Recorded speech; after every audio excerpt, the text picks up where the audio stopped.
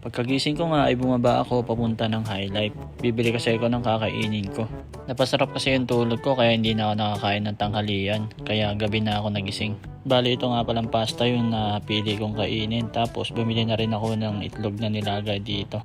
Bali 2 nilagang itlog nga pala binili ko dyan. Para yung isa itatabi ko para pag nagutom ako ay meron akong makakain. At dito nga ay nakalimutan kong ipainit yung pasta. Buti na lang merong painitan dun sa dorm namin. Kaya dumiretso na ako dun para ipainit tong pasta. Bali bago ko nga pala ipainit yung pasta na yan ay binunot ko muna yung saksak ng water dispenser. Kasi hindi pwedeng nakasaksak lahat ng mga gamit dito sa dorm kasi mamamatay yung kuryente. At nung napainit ko na nga, umakyat na rin ako sa room namin para kumain. Dito na nga pala ako sa higaan ko kumain para mas okay. Ito nga palang pasta na kinakain ko, isa din sa favorite kong binibili sa Highlife. Kasi masarap na yung sauce, hindi pa tinipid sa sahog. Kasi marami na rin siya at sulit talaga at mabubusog ka. Bali itong araw nga pala na to ay day off ko. Kaya sinulit ko talaga yung pagtulog para makabawi ako.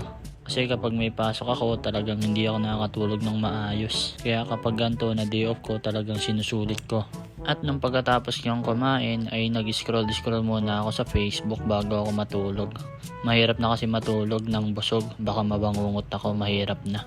At habang nanonood niya ako ay parang kinikilig pa ako sa pinapanood ko.